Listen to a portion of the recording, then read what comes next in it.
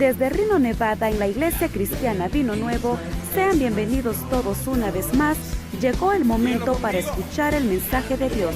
Y como un solo pueblo en unidad de espíritu, abre tu corazón a Él recibiendo su palabra. Atesórala dentro de tu corazón.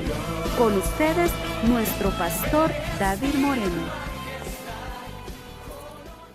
Y dice la palabra del Señor, hermanos, de esta manera, en el nombre del Padre, del Hijo y del Espíritu Santo, dice: estas cosas os he hablado en alegoría. La hora viene cuando ya no os hablaré por alegoría, sino que claramente os anunciaré acerca del Padre. En aquel día pediréis en mi nombre, y no os digo que yo rogaré al Padre por vosotros. Gloria a Dios. Dice la palabra, hermanos, que Jesús les dice: ya no les hablaré más en alegorías. Por ejemplo, verso 21, hermanos, en adelante les habló por medio de este lenguaje. Comparó a una mujer, hermanos, dando a luz, y dijo que cuando la mujer está dando a luz, sufre mucho, pero que cuando ya da a luz, se olvida de ese dolor, hermanos, y en el momento dice: ya no vuelvo a salir embarazada, ¿va? Pero luego vuelve a salir embarazada. Hermanos, aquí usó Jesús un lenguaje alegórico, un lenguaje donde usó frases, un panorama, algo para que la gente lo entendiera. Habló, hermano, que les dijo, de cierto os digo, hermanos, que llorarán. Todas estas palabras fueron en un lenguaje, hermanos, quizás muchos no entendían, porque Él les hablaba en este lenguaje para que pudieran entenderlo. Ahora acuérdense, hermanos, que el Espíritu Santo no había venido todavía a sus vidas de ellos, y entonces, por ende, hermanos, ellos no tenían la noción del Espíritu Santo en su vida para que ellos pudieran entender, y muchas cosas, hermanos, no las entendían. Es más, usted ve, hermanos, que cuando Cristo fue crucificado, cada quien agarró su camino porque no entendía el lenguaje de Cristo. Hasta que el Espíritu Santo vino a su vida, entonces ellos pudieron tener muchas cosas claras. Alegoría, vamos a aprender un poquito sobre esto, ya se lo hemos explicado antes, hermanos. En la Biblia nos habla de diferentes tipos de lenguajes que se usaban en aquel tiempo, pero la alegoría era algo, hermanos, que lo usaban los oradores, los escritores, y también lo usan en figuras. Por ejemplo, una de las figuras, ¿qué significa esta figura? Pues si usted ve algo, ¿qué identifica con esta figura? Justicia. Una mujer ciega pidiendo con una balanza que se haga justicia. ¿La balanza qué quiere decir? Que no se haga en ningún lado ni otro. Mire, se está sosteniendo también. Todo eso, hermanos, quiere decir que está, ¿cómo se llama? Todo esto representa una figura. También está parada sobre unos libros. Que la ley se aplique también a ella. Entonces, la alegoría es en figuras, es en escrituras. Y a veces por eso hay gente, hermanos, que no entiende la palabra, porque no sabemos los tiempos, los lenguajes que está hablando la Biblia, y nos vamos de viaje, hermanos, a veces. Entonces, el concepto de la alegoría, hermano, deriva del latín, que quiere decir, ¿cómo se diría? Alegoría, tal vez en el español, pero yo no sé en latín, como yo no sé latín, pues no sé. Y por supuesto, de un vocablo, hermanos, del origen griego. La noción permite hacer mención a aquella ficción en la cual una idea, frase, expresión o oración posea un significado distinto a lo que se expone. Note, cuando Jesús habló de la mujer, el panorama era distinto. Habló de algo, pero Él quería dar a entender algo diferente. Entonces es algo distintivo, algo diferente lo que estaba enseñando.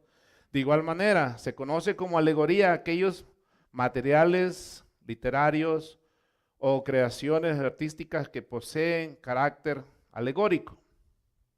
Una alegoría puede entenderse en este sentido como una temática artística o una figura literaria utilizada para simbolizar una idea, a partir del recurso que permitan representarla, ya sea apelando a individuos, animales o objetos. ¿Se acuerdan, hermanos, que me puede mencionar usted una alegoría donde Jesús usó un animal para dar un mensaje? Rápido, hay varios. En la Biblia hay muchos. El burro, ¿okay? La oveja. ¿Qué es lo que quería decir? Hablando de Jesús como oveja, ¿qué quiso decir él cuando él se representó como oveja? Manso y humilde. ¿Se acuerdan del buey? Él se representó como, dijo, hermanos, que también se representó, hermanos, como, ¿cómo fue la otra? Cuando se dice llevar mi yugo, se representó como un buey, ¿ok? También es representado como un león, ¿verdad? Ok, entonces pero hay que buscar la representación de la figura. Entonces, a veces ahí es donde nos quedamos, hermanos, y no entendemos el panorama, y no le pasaba solo a nosotros, sino también a los discípulos. Por citar un ejemplo, la imagen de una calavera con dos huesos, ¿qué representa eso, hermano? Cuando usted ve una calavera y dos huesos. ¿Verdad? Cuando hay un cerco y está eso, hermano, ¿qué significa? Peligro. Tal vez hay electricidad, o si se cruza le pueden dar un balazo, o cualquier cosa, ¿verdad? Pero peligro. Por citar, por ejemplo, entonces la imagen de una calavera con huesos cruzados constituye ya una alegoría de la piratería también. Por otra parte, una mujer ciega con una balanza representando la justicia, pidiendo justicia. ¿Contiene alegoría la Biblia? Mucha, mucha. El libro de los Proverbios está llena de alegorías. Nos dice que aprendamos de la hormiga, hermanos, de muchos animales. Una alegoría es una historia en la que los personajes o eventos son símbolos que representan otros eventos, ideas, personas. La alegoría ha sido un recurso literario común a lo largo de la historia de la literatura. ¿Okay? En la historia por ejemplo, aquí hay una muy clara, hermanos, que está en Lucas. No lo vamos a leer porque está largo, pero usted ya lo ha oído. La historia del hijo pródigo.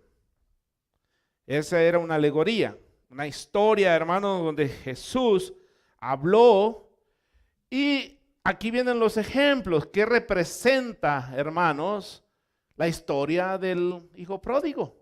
El hijo legal representa a la persona común, pecaminosa y propensa al egoísmo. El padre rico representa a Dios. La difícil vida del placer por parte del hijo, hermanos, y más tarde la pobreza representa el vacío de un estilo de vida sin Dios. Todo este panorama representa, hermanos, representa la alegoría del hijo pródigo. Podemos ver, si ve todo el panorama, hermanos, podemos ver al padre, al hijo que se molestó. ¿Qué representará el hijo que se molestó? ¿Cristo? No, al que se molestó, porque el otro no se había ido. Uno regresó, eran dos hermanos. El que se quedó. Pero ¿qué representa ese hermano? En la alegoría, ¿qué representa? Egoísmo, ok. Un hermano que, por ejemplo, no le gustó cuando el padre recibió al otro y lo vistió de gala, le puso anillo, hizo banquete, hizo fiesta y dijo, Que, man, Señor, Padre mío, si yo nunca me he ido y por mí nunca has hecho una fiesta, y este se fue a gastar todo y hiciste un gran banquete por él, ¿qué pasó? Podemos verla, o sea, tienes muchos simbolismos. Entonces, aquí también representa la fiesta, hermanos, tiene muchos simbolismos todas estas cosas, ¿ok? Entonces, cuando el hijo regresa a su casa con verdadera tristeza, tenemos una ilustración del arrepentimiento en la misericordia y la voluntad del Padre de recibir nuevamente a su hijo. Vemos el gozo de Dios cuando nos apartamos del pecado y buscamos su perdón. Miramos cómo Dios se goza cuando aquel que andaba perdido, hermanos, regresa a los caminos de Dios. ¿Okay? Entonces, esto es una alegoría. Y les dice, ya no les voy a hablar yo más en alegoría, sino ahora les voy a hablar en palabras que ustedes deben de entender. Era muy usual, hermanos, que los discípulos no entendieran a Jesús lo que Él les decía. Él dejó muy claro, hermanos, muchas ilustraciones y vamos a ver algunas de ellas. Por ejemplo, vamos a ir aquí a Mateo 15, 11 al 19, versos 34 y 35 también. Entonces, acercándose los discípulos, le dijeron, ¿por qué les hablas con parábolas? Él respondiendo, les dijo, porque a vosotros os es dado saber los misterios del reino de los cielos, mas a ellos no les es dado. Porque cualquiera que tiene, se le dará y tendrá más, pero al que no tiene, aún lo que tiene, le será quitado. Por eso les hablo por parábolas, porque viendo no ven y oyendo no oyen, ni entienden. De manera que se cumple en ellos la profecía de Isaías que dijo, de oído oiréis y no entenderéis, y viendo veréis y no percibiréis. Ok, amén. Hasta ahí, hermana. Amén. Hay unos versos que no los anoté, por favor, si los anotan ahí, son varios, por favor. Si, antes de que me lean, por favor, Juan. ¿Tienen ahí que apuntar? Son varios versos. Que van a leer Mateo 15, 11 al 19. Mateo 16, 5 al 11. Marcos 9, 9 al 10. Y Marcos 9, 31 y 32. Entonces, por favor, me buscan ahí Mateo 15, 11 al 19. ¿Ese tiene, hermana? ¿Mande? Ahorita todavía no. Es que los tenía antes que eso y me adelanté, no puse esos. Mateo 15, 11. No lo que entra en la boca contamina al hombre, mas lo que sale de la boca, esto contamina al hombre. Entonces, acercándose a sus discípulos, le dijeron, ¿sabes que los fariseos se ofendieron cuando oyeron esta palabra? Pero respondiendo él, dijo, toda planta que no plantó mi Padre Celestial será desarraigada. Dejadlos, son ciegos, guías de ciegos. Y si el ciego guiare al ciego, ambos caerán en el hoyo. Respondiendo Pedro, le dijo, explícanos esta parábola. Jesús dijo, ¿también vosotros sois aún sin entendimiento? ¿No entendéis que todo lo que entra en la boca va al vientre y es echado en la letrina? Pero lo que sale de la boca del corazón sale, y esto contamina al hombre. Porque del corazón salen los malos pensamientos, los homicidios, los adulterios, las fornicaciones, los hurtos, los falsos testimonios, las blasfemias. Aquí hubo un ejemplo, hermanos, donde los discípulos no entendieron lo que Él les estaba hablando. Note, Él les dice, lo que contamina al hombre no es lo que entra. Primero porque los discípulos no se habían lavado las manos, ¿verdad? Entonces Jesús les dijo, hermanos, que no era lo que les entraba lo que les hacía daño, sino lo que les salía. ¿Ok? Lo que salía del corazón. Y noten, los discípulos no habían entendido. Los otros se molestaron también, hermanos, porque no habían entendido. Usted lo entiende. ¿Por qué lo entiende ahora? Porque tiene el Espíritu Santo. Pero pregúntele a una gente del mundo, hermano, que no tiene a Cristo, no entiende nada de esto. Jesús usaba estos panoramas, hermanos, claro, diarios de la vida. Algo que era muy común. Habló de la letrina. ¿Cómo le dicen en su baño? En su país. Baño. Todos le dicen baño. Letrina no le dicen. También va letrina. Excusado. ¿Verdad? Pero aquí en Estados Unidos, ¿cómo le decimos? Restrooms. ¿Ah? Cuidadito. Y luego otros para que se vean más bonitos, el tocador. Voy a dar un retoque, dicen. ¿Ah? Mateo 16, versos 5 al 11. Llegando sus discípulos al otro lado, se habían olvidado de traer pan. Y Jesús les dijo, mirad, guardaos de la levadura de los fariseos y de los saduceos. Ellos pensaban dentro de sí, diciendo, Ok, pausita. Hermanos, ¿qué representa la levadura en este momento? Espero que usted sí lo entienda, hermano. Los apóstoles no entendieron. Pero usted sí lo entiende, ¿no? ¿Qué es la levadura? ¿Ah? Sí, pero ¿qué es la levadura? El legalismo. Ahora, pero en sí, vamos a ver, vamos a irnos más profundo. ¿Qué es, cómo se hace la levadura? Pues, para que usted me entienda más claro. ¿Cómo se procesa la levadura? Pues, entonces, ¿la levadura qué es? Vamos bien. ¿La levadura qué es? Algo que descompone. Entonces, pero en sí, entonces la levadura son gérmenes, son microbios. ¿Sabe cómo se laudaba muchas veces el pan en aquel tiempo?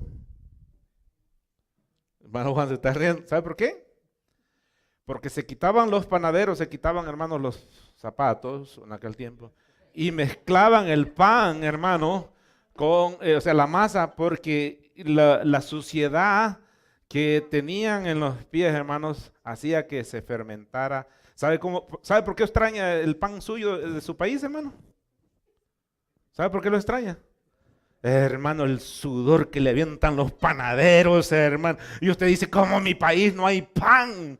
Hermanos, aquí los panaderos, pobrecitos, hermanos, lo traen engorrado y todo eso, hermano. Aquí no hay sudor. Pero en su país, hermanos, mire, yo me llegué a quedar a la panadería a dormir. ¿Sabe por qué me quedaba a dormir en la panadería, hermano? Porque quería ser el primero que salía con el pan en la mañana. Mire, si agarraba el bus, agarrar el pan y luego de regreso, hermano, me ganaba una señora que vendía pan. Entonces yo me iba y me quedaba dormido, hermanos, en la panadería, y en la noche pues ahí estaba mirando, hermano, el sudor y dándole, hermano. ¿Es serio, hermano? No crea que es mentira. Y qué rico. ¿Usted no extraña el pan de su país? ¿Verdad que nunca se le ha hecho tan rico el pan? Dice, no hay como el pan de Guate, dicen los hermanos de Guatemala, ¿va? Claro que nunca va a saber igual. Échele un poco de sudor usted y va a ver que ya va a saber igual, hermano. Entonces la levadura son microbios que hace que fermente, ¿ok? El pan o la masa en este caso. Entonces, ¿qué representa entonces ahora la levadura? La hermana dice, el legalismo. Pero en sí, hermanos, el legalismo a veces queremos decir la ley. La ley no era mala. ¿Cuál era ese legalismo? Leyes propias de ellos. Como que tanto que tenían que caminar, como lavarse las manos. Cosas que no estaban en la Biblia, hermanos. Leyes que ellos imponían, hermanos. Como ahora en la iglesia impone leyes a los hermanos. Hermanos, que a veces respetan más esas leyes que las de Dios. Entonces Jesús les dijo, cuidado con la levadura de los fariseos. Ahora sí, hermana, por favor. ¿Verso qué se quedó? No me recuerdo yo. Bueno, empiézalo entonces. Llegando sus discípulos al otro lado, se habían olvidado de traer pan. Y Jesús les dijo: mirad, guardaos de la levadura de los fariseos y de los saduceos. Ellos pensando dentro de sí, diciendo: esto dice porque no trajimos pan. Y entendiéndolo Jesús les dijo: ¿por qué pensáis dentro de vosotros, hombres de poca fe, que no tenéis pan? ¿No entendéis algo, ni os acordáis de los 5 panes entre 5,000 hombres, y cuántas cestas recogisteis? Ni de los 7 panes entre 4,000, y cuántas canastas recogisteis? ¿Cómo es que no entendéis que no fue por el pan que os dije que os guardáis de la levadura de los fariseos y de los saduceos? Como si los saduceos y los fariseos vendieran pan, ¿verdad? Hermanos, no les entendían este tipo de lenguaje a veces a Jesús, porque les hablaba de esta manera. Ahora Él les dice: yo ya no les voy a hablar de esta manera, porque cuando viene el Espíritu Santo, hermanos, les va a hablar claro. Ahora, en aquel día, hermanos, Jesús fue claro, dice, para que ellos mirando no vean, oyendo no oyan lo que la palabra dice. Entonces, mucha gente no puede entender estas cosas. Solamente, hermano, usted que tiene el Espíritu Santo puede entenderlo, porque son palabras, hermanos, tan simples, tan sencillas, que no requiere de una gran investigación y teología, pero a veces, hermanos, nos hacemos bolas en estas cositas. Marcos 9, 9 al 10. Y descendiendo ellos del monte, les mandó que a nadie dijesen lo que habían visto, sino cuando el Hijo del Hombre hubiese resucitado de los muertos. Y guardaron la palabra entre sí, discutiendo que sería aquello que resucitar de los muertos, y le preguntaron, diciendo: ¿por qué dicen los escribas que es necesario que Elías venga primero? Note, hermanos, ellos no habían entendido. Jesús ya les había hablado claramente muchas veces de su muerte, de su resurrección, y no entendían. Hermanos, así que yo a veces no me preocupo de hermanos que han estado aquí, hermanos, ya muchos años y no entienden. Hermanos, hay unos que entienden más rápido, hay otros que entienden más despacio, otros porque no leen, otros porque leen, otros, hermanos, están conformes con lo que vienen a escuchar aquí y se van a su casa, hermano. Honestamente, pues no les interesa abrir la Biblia y investigar si lo que aquí se les está enseñando es verdad. ¿Qué tal si yo les enseño mentiras? ¿Qué tal, hermanos, si yo les estoy dando a tole con el dedo a usted? ¿Verdad? ¿Qué va a hacer usted? Su responsabilidad es verificar la palabra de Dios. Porque hay mucha gente, hermano, que está predicando en un púlpito y lee versos bíblicos. Satanás predica con versos bíblicos, ¿sí o no? Le predicó a Eva. Le dijo: si comes de esa fruta, van a ser como Dios. Le dijo a Dios, a Jesucristo, hermanos, le dijo que si se tirara de lo más alto, escrito está, a tus ángeles enviará. Satanás usa Biblia. Entonces usted tenga cuidado cuando un predicador le está predicando, hermanos. Usa Biblia. Pero use usted la inteligencia a ver si es cierto que aquel verso bíblico no está siendo torcido o manipulado o, hermanos, con malicia, hermanos, trayendo estos versos nada más para traer algo a favor personal. Por eso no se conforme solo con lo que usted lee aquí en la iglesia. ¿Qué tal si yo le doy basura y usted todo dice amén? Marcos 9, verso 31 al 32, por favor. Porque enseñaba a sus discípulos y les decía: el Hijo del Hombre será entregado en manos de hombres y le matarán, pero después de muerto resucitará al tercer día. Hasta el 32, ¿va? El 32 no. Pero ellos no entendían esta palabra y tenían miedo de preguntarle. Ok, mis hermanos, muchas de las cosas que Jesús les hablaba, hermanos, no las entendían ellos, porque les hablaba en este tipo de lenguaje. en alegoría. Dicho declaración, hermanos, a veces los dejaba a ellos en la luna. Por supuesto, hermanos, la incredulidad de muchas personas no permite, hermanos, que nosotros podamos entender palabras tan sencillas que vienen a nuestra vida, hermanos. ¿Por qué? Porque somos incrédulos a la palabra o a veces somos ciegos a la palabra de Dios.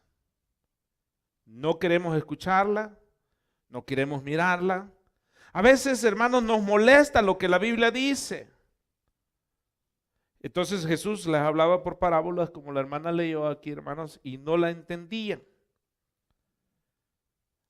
Antes de la cruz, hermanos, los discípulos no podían entender, hermanos, el por qué Cristo tenía que ir a la cruz. Ellos no entendían el plan redentor de Dios. Ellos no se explicaban por qué el plan de Dios tiene que ser así. ¿Se ha fijado usted, hermanos, que hay mucha gente que pelea, hermanos, por qué Dios, la salvación la tiene que ser de esa manera? ¿Por qué no nos salva a todos? Dicen, ¿verdad? Si Dios es bueno, ¿por qué? En su gran amor y misericordia, ¿por qué no nos salva a todos? El mundo, hermanos, está perdido en su cabeza y no quiere entender y buscar a Dios. Dice, en aquel día pediréis en mi nombre y no os digo que yo, hermanos, rogaré al Padre por vosotros, pues el Padre mismo os ama porque vosotros me habéis amado. Hermanos, esta declaración aclara la importancia y el significado, hermanos, de orar en el nombre de nuestro Señor Jesucristo. Todo lo que pidiéramos para el beneficio de la obra de Dios o el beneficio tal vez suyo, pero que esté dentro, hermanos, en el plan de Dios. Siempre que Dios hace algo, lo hace, hermanos, porque Él quiere bendecir o, hermanos, o quiere traer algo grande en medio de nosotros, hermanos. Por ejemplo, cuando sanó aquí, por ejemplo, al ciego, hermano, hubo una gran discusión.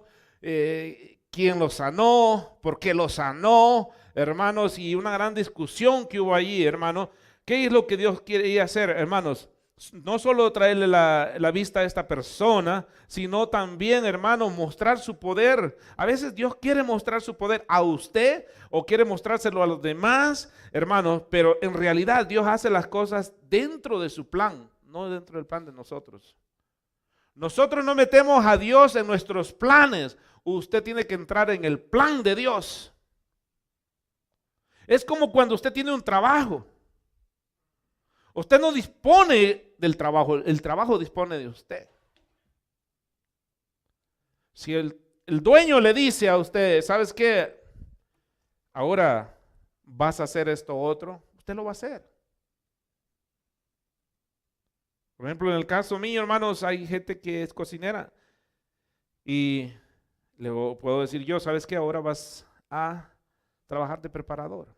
Pero si yo soy cocinero, sí, pero ahora te ocupo de preparador. En las casillas abajo dice, y cualquier otra cosa que lo necesite. No solo en eso.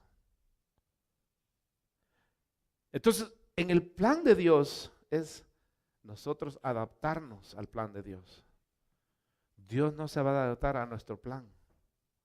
Por eso cuando usted le pide a Dios, usted le pide en la voluntad. Jesús dijo, hágase su voluntad. Aun cuando estaba en la cruz, aun cuando ya iba a ir a la cruz, Jesús dijo, hágase su voluntad. Lo que menos nos gusta a nosotros como seres humanos, hermanos, es que se haga la voluntad de Dios. Sino querer hacer la voluntad de nosotros. Juan 14, 13, verso 14 a 15 y 16, todos juntos, por favor. Si algo pidieres en mi nombre, lo haré. Si me amáis, guardad mis mandamientos, y yo rogaré al Padre, y os dará otro consolador, para que esté con vosotros para siempre. ¿Hasta el 16? Ok. Desde el 14, ¿va? Ok. Note, hermanos, cuando nosotros pedimos, ahora que tenemos al Espíritu Santo como consolador, Dice la Biblia que Él hasta nos enseña cómo pedir, porque ni eso podemos. ¿Se ha fijado? Los niños, hermanos, no pueden ni pedir también, pero son buenos para pedir. Esto no quiere decir, hermanos, que los creyentes no saben pedir. Y sí, sabemos pedir. Pero por lo general nosotros pedimos, hermanos, nuestro propio deseo. ¿Cuáles son nuestras peticiones? Nuestras peticiones siempre son, hermanos, ¿cómo dice? Suplir nuestras, a veces no podemos decir necesidades, porque a veces ni necesidades son, sino gustos, caprichos. ¿Qué más, hermanos? A veces le pedimos a Dios suplir cosas que nosotros queremos. Mire, ya tenemos una casa y queremos una más grande, ¿sí o no? Y le pedimos a Dios, hágase, Señor, la voluntad. Hermano, imagínese, ya tiene usted una casa. Ya tenemos un carro, pero nunca estamos a gusto con ese carro. Vaya, pregúntele a la gente que no tiene carro, hermano. Dice, aunque sea un carro viejo, quisiera. Usted, hermano, tiene carro y no está a gusto con ese. Y no digo usted, hermano, somos todos aquí. 2, 3 años usted ya está aburrido de su carro. Ya quiere otro. ¿Sí o no? Ya el carro se le hace viejo. Mire, mi esposa ahora con el carro nuevo, hermano, cuando se sube la troca quiere mirar la cámara, ya no ve la cámara. En la troca, va, pues, le digo yo, ¿cuál cámara? Aquí va puro echar, ¿cómo se llama? Los espejos. Hermano, pero se siente a gusto uno andar en un carro nuevo. Pero después de unos 3 años, hermano, el carro ya va a estar pasado de moda. Vienen otros más nuevos.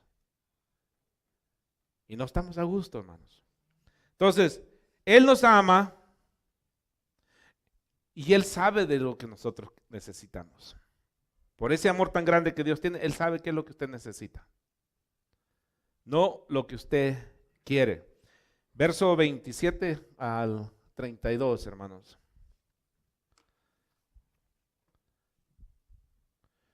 Pues el Padre mismo os ama porque vosotros me habéis amado y habéis creído que yo salí de Dios y salí del Padre y he venido al mundo otra vez, dejo el mundo y voy al Padre. Le dijeron sus discípulos, he aquí ahora hablas claramente, ningún alegoría dices. Miren, le dijeron, ahora sí estás hablando claramente, ya no nos estás hablando por alegoría. Le dijeron sus discípulos, verso 29, he aquí ahora hablas claramente, ninguna alegoría dice. Ahora entendemos que sabes todas las cosas y no necesitas que nadie te pregunte. Por esto creemos que ha salido de Dios. Jesús les respondió, ¿ahora creéis? He aquí, la hora viene y ha venido ya en que seréis esparcidos cada uno por su lado y me dejaréis solo, mas no estoy solo porque el Padre está conmigo. Gloria a Dios, verso 33. Solo puse 32 a 33, perdón. Dice, estas cosas os he hablado para que en mí tengáis paz.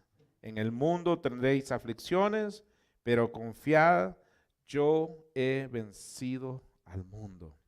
Okay. A pesar del pesimismo, hermanos, que tenían a veces los apóstoles, o algunas personas tienen, hermanos, a veces en querer entender las cosas de Dios, o entender, hermanos, los tiempos finales, muchos tienen fe, pero no una fe. Todo el mundo dice, yo tengo fe que mañana nos va a ir bien. Todo el mundo tiene fe, pero esa fe no es la fe de Cristo. Esa fe es una fe humana. Una fe, hermanos, que es una fe diaria. Tenemos fe, confianza, hermanos, por ejemplo, que va a haber comida, que va a haber agua, que va a haber, hermanos, medicamentos, que hay seguro, hermanos, que va a respirar mañana, cosas así, hermanos, tenemos fe. ¿Qué es la verdadera fe?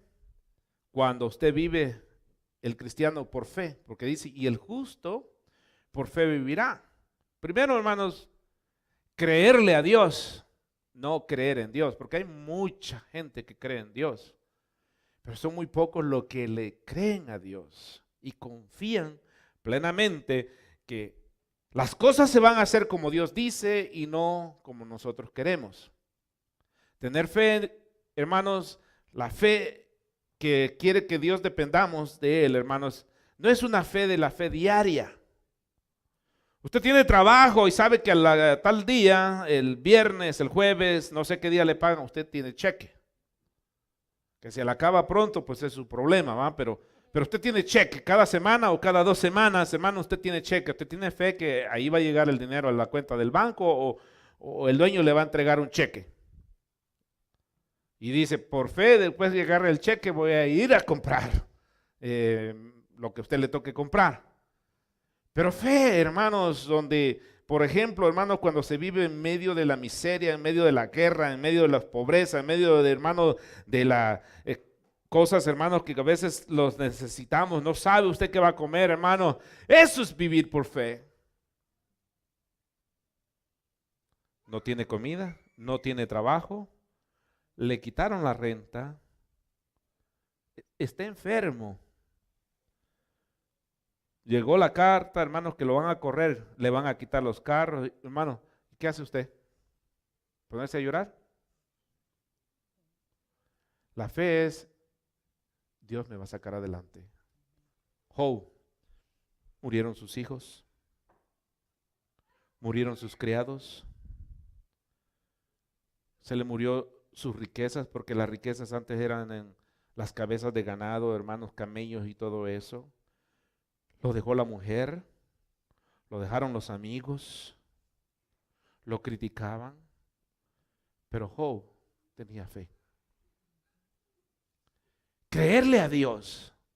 Es que todavía miramos, hermanos, y estaba enfermo, ¿va? Y una enfermedad terminal, porque no cualquiera, hermano, se recuperaba de una lepra, pero Job seguía esperando en Dios. Lo importante, hermano, cuando usted tiene fe, es que pase lo que pase, Dios tiene el control.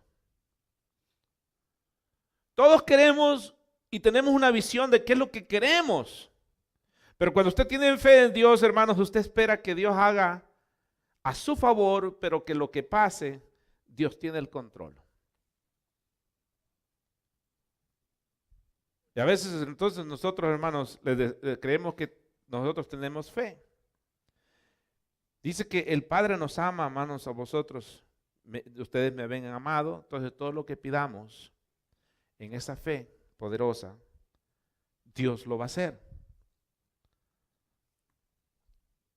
Miren, tenemos fe, hermanos, que usted ahorita que regrese a la iglesia, hermanos, su casa va a estar ahí. ¿Verdad? Ahorita que salga de aquí del parqueo, que su carro está ahí. Tal vez no prenda, pero agarra un Uber, va, y se va, no sé. Pero ahí va a estar el carro. Pero nosotros a veces tenemos fe, hermanos, diaria. Y nos consideramos gente de fe. Hermanos, en realidad, aquí en Estados Unidos, hermanos, es muy difícil practicar ese tipo de fe porque todo lo tiene. Mi hermano, hasta los homeless les dan de comer. Ahí pasa la gente, hermano, dándoles de comer. Pero vivir en un mundo, hermanos, donde no existe nada, donde está rodeado de sequía, no hay agua, no hay comida, sus hijos llorando. ¿Existen esos panoramas en estos días, hermanos? Sí, muchísimos. Lo que pasa es que, gracias a Dios, usted y yo estamos en un país, hermanos, donde sobreabunda la comida, hermanos, que aquí batallamos con el colesterol y la alta presión por tanta comida que comemos, hermanos. Pero vaya a ver esos niños, hermanos, que son puros esqueletos, que tienen días de no comer y lo único que les dan es un poco de arroz aguado, hermanos. Y eso a veces les ajusta para 2, 3 días. No tienen agua. Muchos países están viviendo de esa manera. Y aquí nosotros, hermanos, no queremos comer no porque no haya, sino porque ya no queremos engordar. Dice, ¿quiere comer? Bueno, ganas sí tengo, pero es que la barriga como que ya no quiere. Hermanos, pero aquí hay comida. Les dice él, hermanos, que salí del Padre. Esta palabra entonces afirma, hermanos, que la deidad de Jesucristo era, hermanos, verdadera, y les declaraba que él tenía la misma deidad del Padre. Cuando le dije salid del Padre, les está diciendo, hermanos, yo tengo la misma sustancia que el Padre. Que él era auténtico, igual que el Padre. Y mire, hermano, y le dice, y voy a retornar al Padre. Entonces, la seguridad que les decía, voy al Padre. Hermano, alguien tendría que haber estado loco para que dijera eso. Voy al Padre. Esto, hermano, lo ponía en la posición única como hijo de Dios, con los mismos derechos de Dios. Vamos a ir aquí a Mateo 10:40, por favor. El que a vosotros recibe, a mí me recibe, y el que me recibe a mí, recibe al que me envió. Note, hermanos, o sea que usted como ha recibido al Hijo, ha recibido al Padre. Y como cuando vino, usted recibió a Cristo, dice que fue sellado con el Espíritu. Entonces usted tiene el Espíritu Santo. Usted tiene al Padre, usted tiene al Hijo, usted tiene al Espíritu Santo. Hermanos, ¿por qué? Porque ha recibido al Hijo. ¿Ok? Marcos 9:37. El que recibe en mi nombre a un niño como este, me recibe a mí. Y el que a mí me recibe, no me recibe a mí, sino al que me envió. Gloria a Dios. Note, hermanos, que estuvimos hablando. Jesús hablaba del Padre. En el Antiguo Testamento el Padre hablaba del Hijo. En el Nuevo Testamento, hermanos, nos dice que el Espíritu Santo nos va a hablar del Hijo. Note, el Hijo habla del Padre, el Padre habla del Hijo y el Espíritu Santo habla del Hijo. Hermanos, eso es el orden que Dios tiene. ¿Por qué? Dice que Él les va a aclarar. En Juan capítulo 14 dice que les va a hablar de Él. Juan 4:34. Jesús les dijo, mi comida es que se haga la voluntad del que me envió y que acabe su obra. Gloria a Dios. Vamos a ir a otro verso más y ya con esto terminamos. Juan 5:24. De cierto os digo, el que oye mi palabra y cree al que me envió, tiene vida eterna, y no vendrá condenación, mas ha pasado de muerte a vida. Gloria a Dios. Le damos un aplauso al Señor, hermanos. Aleluya.